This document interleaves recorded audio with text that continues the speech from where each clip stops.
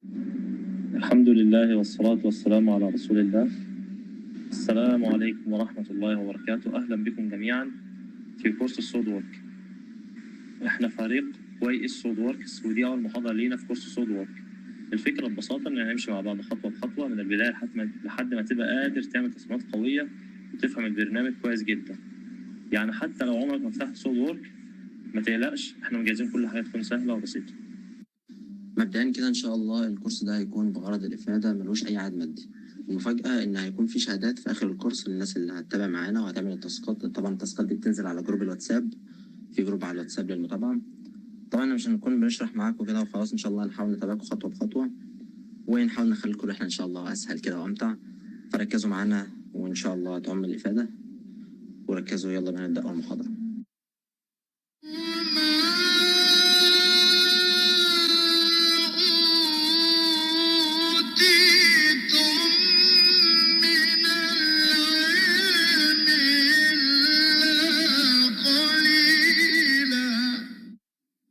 طبعا قبل ما نبدأ في الأوامر والرسم محتاجين نعرف أصلا إيه هو السوليد ووركس وبيستخدم في إيه السوليد ووركس ده أصلا. السوليد ووركس ده تبع شركة اسمها داسو سيستمز، وهو بيستخدم في إيه بقى؟ السوليد ووركس ده بيستخدم في التصميم الثلاثي الأبعاد، أي حاجة 3D. طب ليه ما قلناش تصميم ميكانيكي بس زي ما هو منتشر؟ لأن السوليد ووركس ده ما بيقفش على التصميم الميكانيكي بس، ممكن تصميم ميكانيكي، ممكن حاجات الكهرباء، مواتير، فيش، أي حاجة تخص الكهرباء عامة، ممكن أي حاجة، مكتب، مج، أي حاجة 3D ممكن نصممها باستخدام السوليد ووركس. وطبعا السوليد ووركس ده ما بيقفش على 3D موديلنج بس أو على تصميم الثلاثي الأبعاد بس، لا هو في برضه أجزاء تانية زي الشيت ميتال، يعني بدون دخول في تفاصيل لأننا الكورس بتاعنا إن شاء الله يكون عن 3D موديلنج بس. فالخلاصة يعني إن السوليد ووركس ما بيقفش على 3D موديلنج بس، في أجزاء تانية، بس ده محتوى الكورس بتاعنا إن شاء الله. السوليد ووركس تبع حاجة اسمها برامج الكاد. يعني إيه برامج الكاد أصلا؟ برامج الكاد يعني إيه أصلا كاد؟ كاد ده اللي هو اختصار لحاجة اسمها كمبيوتر ايدد ديزاين. يعني ايه كمبيوتر ايدد ديزاين؟ كمبيوتر ايدد ديزاين دي الترجمة الحرفية بتاعتها اللي هي تصميم بسيط للكمبيوتر. عندنا طبعا برامج كتير برضو تانية غير السوليد ووركس تبع حاجة اسمها الكاد برضو. عندنا الكاتيا والفيوجن 360. عندنا برامج كتير، بس السؤال المشهور اللي هو اشمعنى السوليد ووركس. السوليد ووركس ده معروف بان الواجهة بتاعته بسيطة والتعامل عليه سهل. يعني عندنا مثلا الكاتيا ادفانسد شوية عن السوليد ووركس، بس الفكرة ان السوليد ووركس التعامل عليه اسهل من الكاتيا بكتير، والسوليد ووركس الواجهة بتاعته بسيطة. فعشان كده تلاقي معظم الأماكن في مصر بتشتغل على السوليد ووركس. يعني الكاتيا دي قليل جدا، نادرا جدا لما تلاقي حد بيطلب منك أو شركة بتطلب منك الكاتيا. بس الفكرة السوليد ووركس ده بيبقى حاجة أساسية معاك كباشمهندس، لازم يبقى معاك السوليد ووركس وتعرف تتعامل عليه كويس. بعد ما خدنا فكرة عن البرنامج وعرفنا إن هو تبع شركة داسو سيستمز وعرفنا هو بيستخدم في إيه أصلا، تعالوا بينا نخش على التفاصيل ودخول البرنامج نفسه. خلينا بس أهم حاجة متفقين على حاجة حلوة كده قبل ما نبدأ. مفيش حاجة اسمها ترسم 3D من غير ما ترسم 2D. بمعنى يعني مثلا الأسطوانة ده شكل مجسم 3D صح؟ عشان أرسم الأسطوانة دي مثلا أو عشان أصنعها محتاج بعمل دايرة وبعدين بعمل لها مط أو اكسترود، فبتقلب معايا اسطوانة اللي هو المجسم 3. تمام؟ فاحنا لما بنفتح السوليد ووركس ده بيفتح معانا 3 حاجات. اول حاجه اسمها البارتس والاسمبلي والدروينج. انا عشان اعمل مثلا عربيه، تمام، ببدا مثلا بالعجل. مثلا ببدا اعمل العجله دي عباره عن دايره، وبعمل لها بقى بلفها وبعمل الاوامر بتاعتها بحيث ان هي تتحول معايا 3D. اللي انا عملته ده دلوقتي اسمه بارت، هو جزء من العربيه، العجله لوحدها والفتيس لوحده والموتور لوحده، ده كده اسمه بارت. كل جزء من دول عشان اعمله لازم او اعمله 3D، يعني لازم اعمله الاول 2D. ده اللي هو البارتس فيه 2D وبعدين بيتحول ل 3D، كل ده جوه البارتس. بعد كده حاجه اسمها الاسمبلي. انا عملت بارت وبارت وبارت وبارت عشان اجمع العربيه كلها، بجمعها في حاجه اسمها الاسمبلي ده اللي هو التجميع. بركب العجل وبركب كل حاجه في العربيه، بقت معايا العربيه كامله. الدرونج ده مثلا بعد ما بتخلص الرسمة بتاعتك سواء مثلا ترس أي حاجة، بيبقى لها مقاسات معينة. طبعا كلنا خدنا اللي هي المساقط بتاع الرسم، فأي رسمة بيبقى لها 3 مساقط. انت عشان تودي المشروع بتاعك او الديزاين بتاعك للورشة عشان يتصنع، لازم بتوديه لهم بالابعاد بتاعته في صورة الدرونج. تمام. هي دي ال3 حاجات اللي واحنا بنفتح السوليد وركس بتقابلنا، واللي هنمشي فيهم واحدة ورا التانية. طبعا هنفتح دلوقتي السوليد وركس ونشوف ازاي بتظهر قدامنا واحنا هنعمل ايه بالظبط. طبعا البرنامج بيفتح بالطريقة ديت. طبعا داسو سيستمز دي زي ما قلنا هي الشركة اللي مصنعة البرنامج. ودي الواجهة اللي بتظهر لنا لما نفتح البرنامج. طبعا عندنا هنا البارت والاسمبلي والدرونج. ده على القائمة دي لما يضغط عليها نفتح معانا البارت والاسمبلي والدرونج. ودي الديزاينات اللي انا صممتها قبل كده او اللي انت صممتها قبل كده يعني. طبعا عندنا هنا في قائمة فايل دي فيها نيو واوبن. نيو دي لو انت عايز تبدأ ديزاين جديد فبتضغط على نيو. لو عندك ديزاين قديم مثلا وعايز تفتحه وتعدل فيه تفتحه تشوفه، في عندك هنا اوبن. تمام. الفيو ديت القوائم اللي ظاهرة عندك ممكن تخفيها او ممكن تظهرها. يعني مثلا ده مثلا هتلاقي ان الشريط اللي كان تحت هنا اختفى، لما تفعله تاني الشريط ظهر. ده بتتحكم في الفيو او المنظر اللي قدامك او الشكل اللي قدامك، عايز تخفي قوائم ايه، عايز تظهر قوائم ايه، ده كله من الفيو. التولز دي حاجة ادفانسد شوية، حاجة عالية شوية، فمش هنتعمق فيها يعني. عندنا هنا نيو، ده لو انت عايز، ده زي نيو اللي في الفايل بالظبط. ده لو عايز تبدأ ديزاين جديد فيقول لك اهو ده البارت اللي اتكلمنا عنه، وده الاسمبلي برضه، وده الدرونج الاسمبلي او التجميع، وده الدرونج اللي هنشتغل عليه برضه. ده عندنا هنا لو انت عندك مثلا عايز تفتح ديزاين موجود قبل كده فبتفتحه من الاوبن. طبعا دلوقتي هنبدأ نفتح البارت. اتفقنا ان عشان تعمل اي تصميم ثلاثي الابعاد مكون من كذا بارت، فانت تفتح البارت ترسم 2D، بعدها تحول ال 2D ده ل 3D، بعدها تاخد ال 3D ده مع 3D تاني مع بارت تاني يعني بمعنى صح، تحطهم في الاسمبلي وتجمعهم وتبدأ تعمل الدروينج. تمام. انا عندي دلوقتي البارت والاسمبلي والدروينج. طب ايه اول حاجه لازم ابدا بيها؟ قلنا البارت، فهنفتح البارت كده.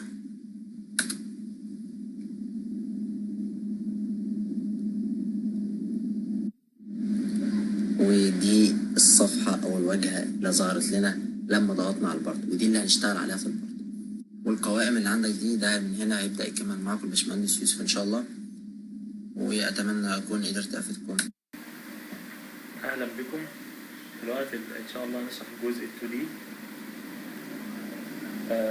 طبعا الباشمهندس صلاح بدأ معاكم في المقدمة والتعريف وما إلى ذلك، وبدأ معاكم ازاي نفتح البارت. ده البارت أول ما نفتحه بيجي لنا الواجهة دي. الواجهة دي بيكون فيها كالتالي: أول حاجة الجزء العلوي اللي فوق ده اللي هو يعتبر المنيو بار، اللي هو بيبقى فيه إيه؟ يعني مثلا وليكن بيبقى فيه الفايل والإيديت والفيو والإنسيرت.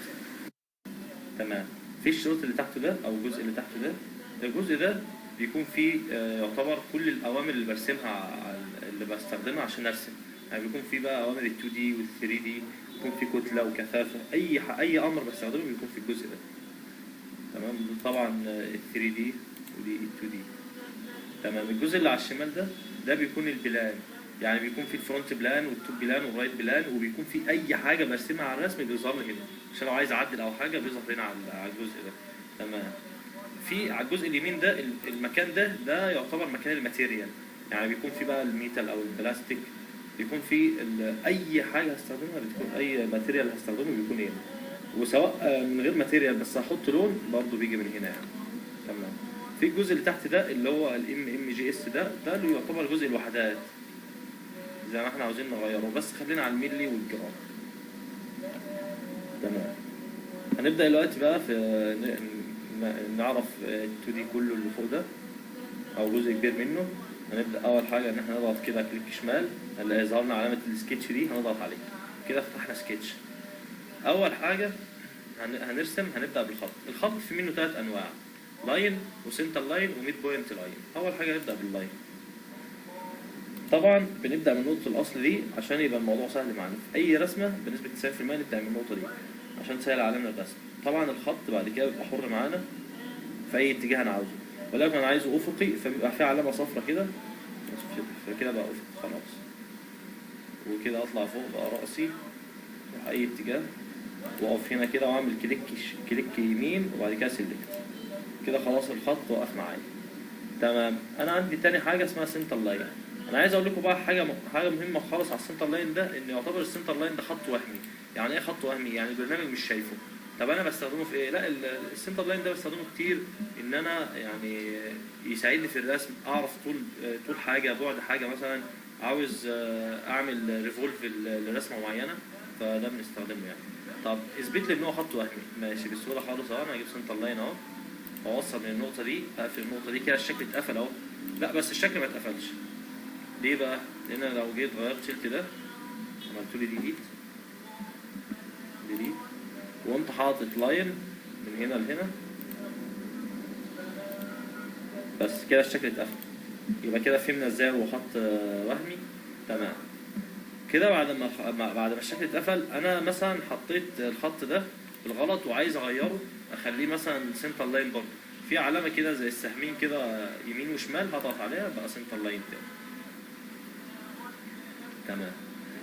عندي بعد كده حاجه اسمها ميد بوينت لاين. الخط ده يعتبر ببدا من النص، ولو طلعت فوق بينزل تحت، يعني اللي فوق بيبقى قد اللي تحت.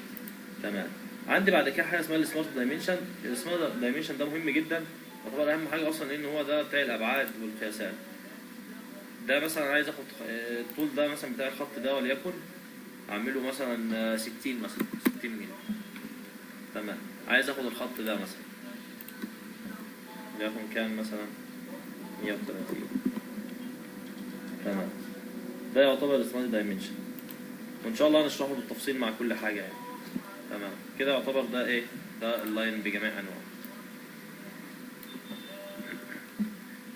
تمام. في حاجه بعد كده اسمها السيركل، اللي هو الدايره. الدايره في منها نوعين، يا اما سيركل من النص، يا اما بثلاث نقط. نبدا بالسيركل اللي هو السنتر، نبدا برضو من النص هنا كده، نطلع فوق وليكن هنا، ونعمل كمان واحده هنا. تمام. بعد كده نعمل سيلكت برضو كده، الاثنين دول اتحددوا. تمام. عندي بقى نوع تاني من الدوائر، اللي هو ده بيكون من 3 نقط، يعني من 3 نقط على المحيط، يعني مثلا من هنا ونقطه كمان من هنا. ولو انا عايز بقى اي حته مثلا وليكن عايز اعمل دايره كده، فبقت دايره. بعد كده اعمل برضه ايه سيلكت. انا خلاص عملنا دي، مش عاوزها خلاص. انا بس عاوز اوضح لكم حاجه في العلاقات. لو عايز اخلي الدايره دي اليمين مع الشمال على خط واحد افقي، اقوم عامل كده، اضغط على السنتر ده، كليك شمال، وبعدين كنترول على الكيبورد واضغط على دي، يعتبر بحدد الاثنين مع بعض. وبعد كده اعمل في هنا العلاقات اهي. العلاقات دي في منها افقي وراسي، وممكن يبقى فيها مماس، وفي منها فيكس، يعني بيبقى فيها حاجات كتير. خليها في الافق. تمام. لو عايز اخد بقى القطر بتاعها برضه سمارت دايمنشن، واقوم عامل كده، واخلي وليكن القطر بتاعها مثلا 100. تمام. وبرضه لو عايز اخد بعد دي، خلاص كده تمام في الجزء ده. بعد كده عندي حاجه اسمها اللي هو المستطيل بقى. المستطيل في منه 5 انواع، اللي هو الكورنر ريكتانجل والسنتر ريكتانجل. ده اول نوعين، وفي نوعين تانيين شبه الاثنين دول بالظبط، بس ب3 نقط، يعني 3 نقط من الكورنر و3 نقط من السنتر. وفي اخر نوع اللي هو الشكل المائل، يعني مثلا انا هعمل 3 نقط برضه كده، اتحرك معايا في اي اتجاه انا عاوزه. تمام. من اي اتجاه. طيب انا ممكن اعمل خلينا مثلا في الكورنر ده، يعني بيجي من فوق كده وامشي كده. ولو احنا جربنا السنتر، يعني بيبدأ من النص، يعني اليمين قد الشمال. ده بالظبط زي ما قلنا في الميد بوينت لاين، لو احنا مشينا مثلا يمين هيمشي معانا شمال، وطبعا اليمين قد الشمال. تمام. انا لو عايز اعمل او اخد مقاس لده برضه بالسمارت دايمنشن، وليكن عايز اخلي مثلا العرض ده مثلا 90، والطول ده مثلا خليه 30 وليكن مثلا. تمام. ده يعتبر المستطيل. طب انا بقى في حاجة تانية برضو في المستطيل قبل ما ننقل عنها، قبل ما نمشي ونسيب المستطيل ثانية واحدة.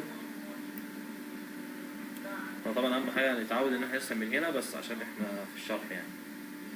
في عندي حاجه اسمها هنا الفيلت. الفيلت ده في منه نوعين، يا اما يكون فيلت بزاويه كده، يا اما يكون اتشامفر. احنا هنجرب ده وده بالمره. طبعا احنا في مستطيل، انا لو ضغطت هنا على الكورنر ده، طبعا الاول بحدد القطر بتاعه او نص القطر بتاع الفيلت. انا لو ضغطت على الكورنر ده هيعمل لي فيلت، هيعمل لي فيلت بقطر 10 عشان انا بتحدد ب 10. هو عامل كده صح، هيقوم عامل الشكل ده. تمام، ده كده الشكل لما عمل. طب بقى عاوز اجرب التشامفر، اهو مفيش مشكله خالص. نعمل كده مثلا مستطيل تاني ونضغط برضه على نفس الزاويه، هيقوم عامل لي التشامفر. كده يعتبر احنا عملنا النوعين دول. اهم حاجه تجربوا معايا عشان الموضوع يكون سهل وبسيط. عندنا بقى بعد كده في حاجه اسمها الارك. الارك ده في منه 3 انواع، يا اما يبدا يكون برضه 3 نقط، او يكون عامل سنتر يعني زي مثلا الدايره كده بس ما يعملش دايره كامله، او ممكن اكمله على خط واحد. تمام، انا لو عملت لاين عشان بس اعمل له الارك لاين وليكن كده مثلا، انا هبدا وليكن بده. هعمل كده، هضغط هنا واطلع بقى زي ما في اي اتجاه انا عايزه. ده بيعتبر ايه؟ حر. خلاص انا هعمل وليكن كده، خلاص هعمل برضه سيلكت كده. تمام. عندي بقى ارك تاني اللي هو بالثلاث نقط، يعني هضغط هنا واضغط هنا واقوم بقى طالع او نازل في اي اتجاه انا عايزه. عايز اكبر على الاخر، عايز اصغر خالص، يبقى ارك صغير زي ما انا عايز. تمام.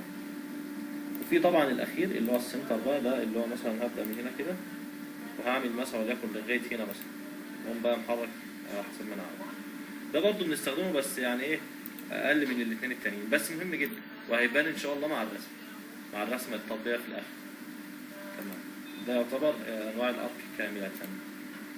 بعد كده في من انواع الخطوط او اللي بنستخدمها في الشكل السداسي ده، او الشكل عموما بكذا ضلع. هنبدا ولكم من هنا كده ونطلع كده. ده ب6 اضلاع. طب انا عايز اخليه ب5 عادي، عايز اخليه ب4 عادي، ممكن اخليه ب3. ثانيه واحده، ممكن اخليه ب4، ممكن اخليه ب3 عادي، ممكن اخليه ب7. اي ضلع، اي عدد اضلاع انا عاوزه. تمام. وطبعا اخليه 6 زي ما كان.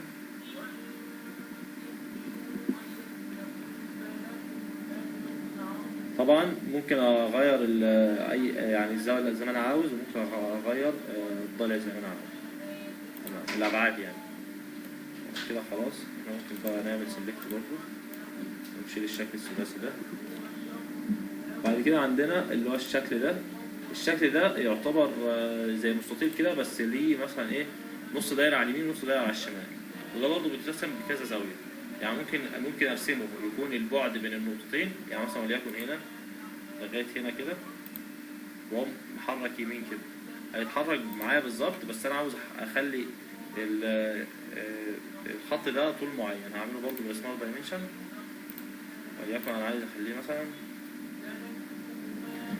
50 مثلا، وعاوز في نفس الوقت ان اصغر الخط ده، يعني نص القطر بتاع الدايره دي يظهر. عايز اخليه مثلا كام، وليكن 20 مثلا عشان يبان بس هو صغير. تمام، بيصغر ويكبر معايا على حسب البعد اللي انا عايزه. تمام، الجزء ده. عندي بعد كده حاجه اسمها الاليبس. الاليبس ده بيستخدم برضه، بيكون شكل بيضاوي كده. احنا برضه بنعمل دايره وبنطلع ونقفل زي ما احنا عاوزين، وليكن هنخليها كده. وطبعا برضه بنحدد الزاويه، عايزين نخليها 50 مثلا، عايزين نخليها مثلا 70 حسب ما احنا عاوزين، والبعد وهكذا. وطبعا الناحيه التانيه ممكن نغيرها نخليها مثلا 50 يوسع معانا. تمام، ده الاليبس وبرضه بنستخدمه كتير. عندنا بعد كده في الجزء ده الجزء الاخير ده اللي هو الاسبلاين. الاسبلاين ده برضه بنحتاجه، وليكن انا عايز اوصل من حاجه لحاجه وليكن كده، وعايز اعمله بزاويه معينه. ده زي الارك بس ايه، اسهل معايا شويه في الحركه، عشان بعمله يعني مثلا بالزاويه او القوس اللي انا عاوزه بالظبط. يعني مثلا كده اهو اتحرك معاه، ممكن يبقى سنه واحده، ممكن يبقى حته كبيره زي ما انا عاوز. ده كده ايه، خلاص الجزء ده. عندي بقى اخر جزء في المكان ده يعتبر البوينت. البوينت دي بحتاجها كتير بقى، يا نهار ابيض، مهمه جدا. يعني مثلا انا عايز اجيب بعد معين، انا رسمت الخط ده وعايز اجيب بعده مثلا لنقطه معينه، انا اقوم حاطط البوينت دي في النص هنا كده، واقوم جايب السمارت دايمنشن وحدد النقطه دي والنقطه دي، واقوم مثلا جايب البعد بتاعها وليكن عايز اخليه مثلا 30، هتقوم رايحه شويه ناحيه النقطه اللي على اليمين خالص. تمام. وبحتاجها برضو لو انا عايز مثلا اقسم خط معين بقسمه من النص من النقطه دي. البوينت ده مهم، البوينت دي مهم. تمام. عندي بقى حاجه مهمه بعد كده، انا وليكن هنرسم بقى دايره، عرفنا ازاي بنرسمها وهنعمل لها سمارت دايمنشن خلاص. هنخلي القطر بتاعنا وليكن مثلا 100، وبعد كده هرسم هنا مثلا خط كده من الدايره من هنا،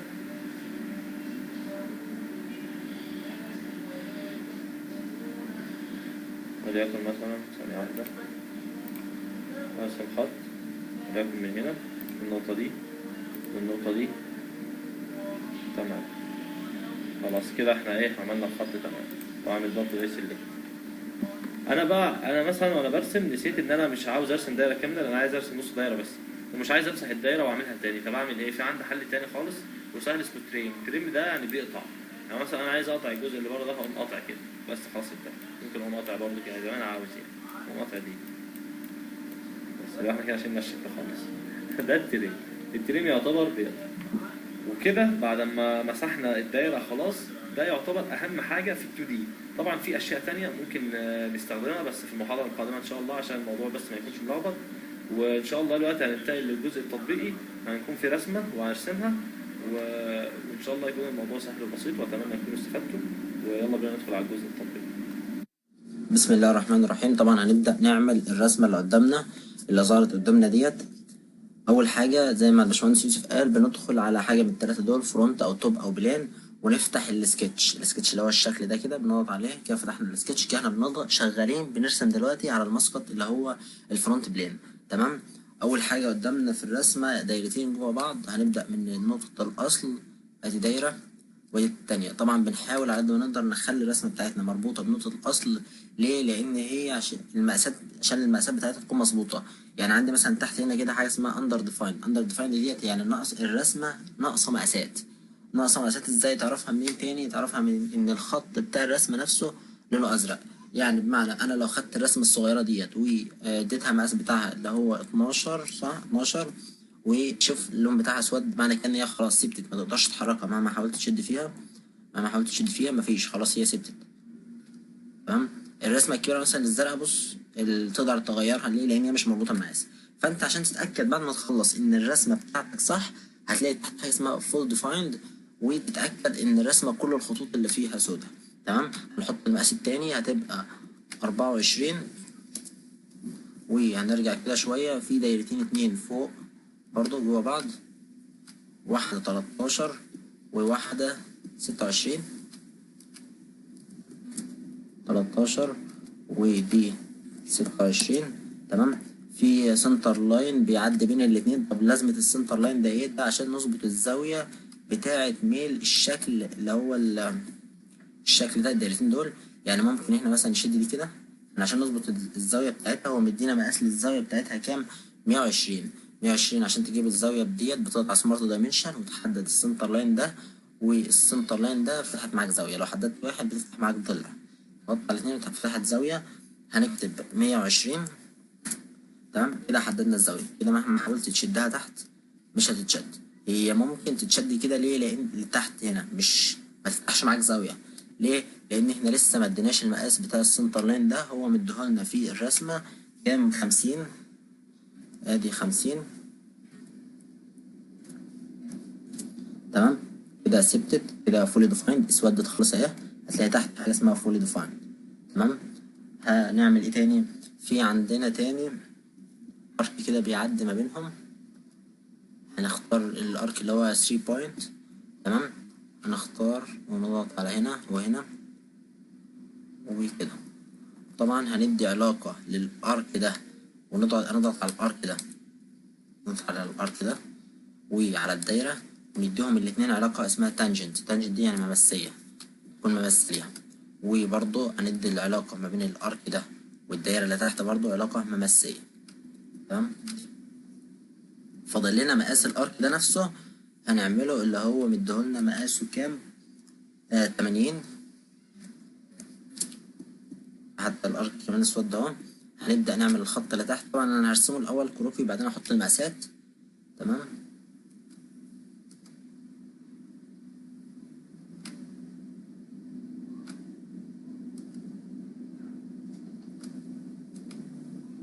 رسم كروكي خلص اهو. تمام. هنبدأ اقطع الحتة دي. انا كان ممكن نحطها من الاول ارك، بس يعني انا مش حبيتش اشيل ايدي. تمام. ادي ارك اهو من هنا لهنا ب 3 بوينت. تمام. هناخد سمارت دايمنشن عشان نحدد المقاس. هناخد الضلع اللي تحت ده، هو مدينا المقاس بتاعه 57، ومدينا المقاس بتاع ديت، المقاس بتاعها 6. ومن هنا لهنا مسافة من الضلعين دول 12، واللي فوق أكيد زي اللي تحت 6. تمام. وهنختار إن الخط ده، هنحدد الخط ده، الخط نفسه مش النقطة، الخط. وهنضغط كنترول عشان نحدد معاه حاجة تانية. وإحنا ضاغطين كنترول هنضغط على الخط ده ونتأكد إن هما الاتنين على نفس الخط. على نفس الخط إزاي؟ من العلاقة دي. تمام. اسود معانا اهو. فاضل معانا ايه؟ فاضل معانا مقاس الضلع اللي جوه ده. مقاسه كام؟ هو مدينا مقاسه 22. ومقاس ده برضو 22. ونشيل المقاس ده كده دلوقتي. وهنبدأ نعمل الارك التاني اللي بره وهننهيه بده. وناخد المقاس بتاعه. المقاس بتاعه كام؟ هو مدينا المقاس بتاعه 45. وما ننساش نديله علاقة، أي خط مع خط نديله علاقة تانجنت. أي خط مع خط، أي خط مع دايرة أقصد، نديله علاقة تانجنت. تمام. أدي أرك مع دايرة أهو، هنديله تانجنت عشان يبقى مس ليها. والأرك ده برضه هنديله علاقة مع الخط، نديله علاقة تانجنت يبقى مس ليها. كده الرسمة سودت معانا. هنجيب أمر التريم ده وهنقطع الجزء ده كده والجزء ده كده، لأن هي عندنا في الرسمة مش دايرة كاملة، هي دايرة ناقصة قطعة. تمام. وفي قوس تاني بقطر تاني معمول عندنا، فاحنا هنختار نعمل الارك ده بأول واحدة في الارك، ونضغط على السنتر ونبدأ نرسمها. طب ليه ما اخترناش ب 3 بوينت؟ لأن احنا عايزين معانا إن المركز بتاعها هو نفس المركز بتاع الدايرتين دول، فلازم نبدأ من هنا ونختار الارك ده. التاني ده لو أنا معايا 3 نقط ارسم منهم، اما انا هنا معايا المركز بتاعها فلازم ابدا من المركز. تمام. فاضل ديت بس نحدد لها القطر بتاعها. القطر بتاعها عندي كام؟ عندي القطر بتاعها 20. وكده الرسمه سودت معانا تحت اهو فول ديفايند. كده الرسمه كامله مفيش اي حاجه غلط. دلوقتي يا شباب احنا خلاص خلصنا الجزء العملي، وخلصنا قبله ال 2 دي، وخلصنا برضو المقدمة. ان شاء الله تكون الحلقة عجبتكم وفهمتوا ورسمتوا وقدرتوا تكونوا كويسين في ال 2 دي شوية. ان شاء الله المحاضرة الجاية نخلص ال 2 دي كاملا، ونخلص برضو جزء صغير كده من 3 دي. فانتظروا الحلقة الجاية ان شاء الله. بس اهم حاجة التاسكات تخلصوها وتسلموها في وقتها، اللي هو بكرة قبل الساعة 12 بالليل، عشان نلحق نعلمها. وان شاء الله يعني الامر معاكم هيكون كويس، والبرنامج هيكون كويس ان شاء الله. وما تنسوناش من دعائكم. كان معاكم الباشمهندس يوسف حمدي والباشمهندس صلاح، والسلام عليكم ورحمة الله وبركاته. سبحانك اللهم وبحمدك، أشهد أن لا إله إلا أنت، أستغفرك وأتوب إليك.